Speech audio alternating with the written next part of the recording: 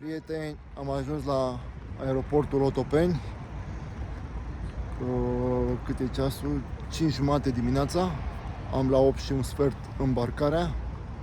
Am zis să vin mai devreme, că nu se știe niciodată ce se poate întâmpla pe drum. Și când am plecat de acasă, n-am coborât cu liftul, că nu se știe ce se poate întâmpla. Se ia curentul și atunci, aleluia!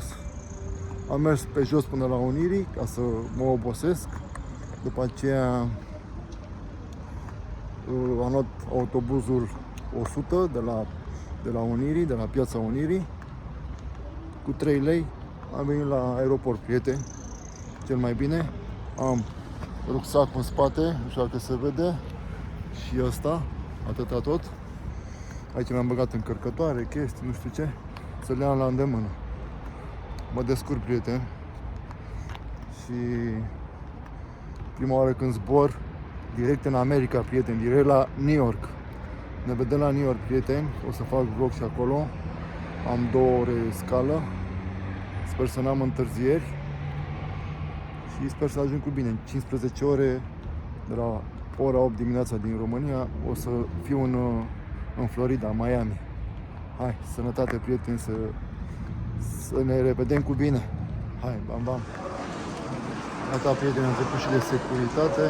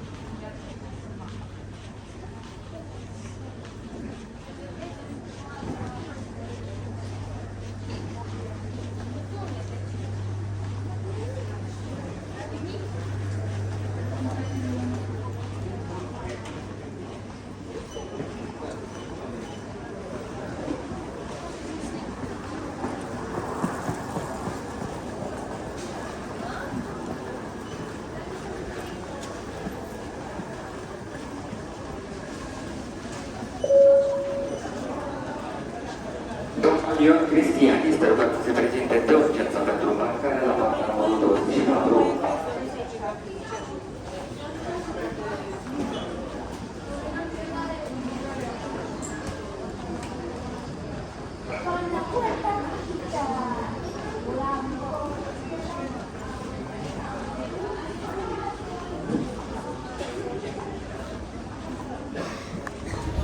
Gata, prieteni, pregătesc pentru îmbarcare.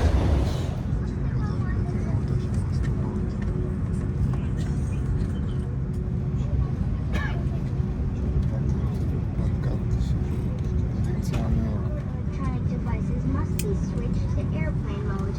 Additionally, phones must be unplugged from charging sources during takeoff and landing. If you drop your phone or any electronic device under the seat, aeronavei noastre. Siguranța pasagerilor este prioritatea noastră.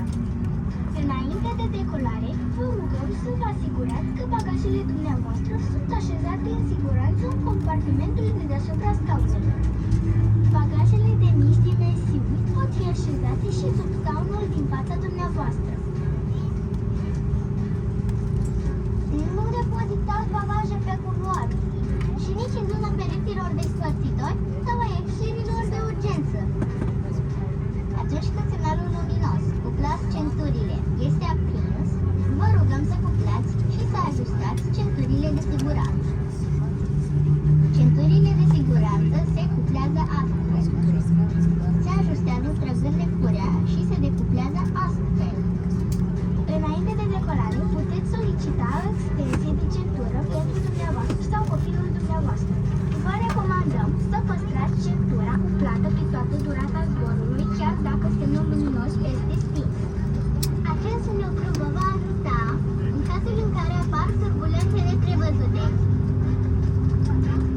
Să știți că turbulențele în timpul zborului sunt fenomene obișnuite cauzate de interacțiunea avionului cu curenți de aer.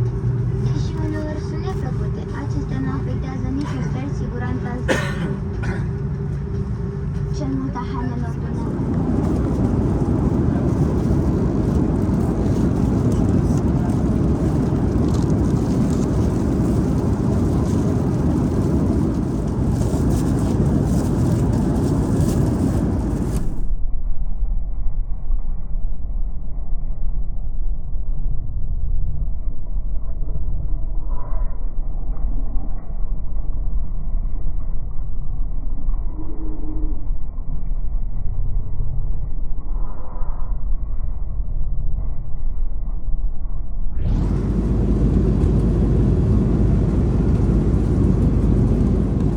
Questo so poi. Pui.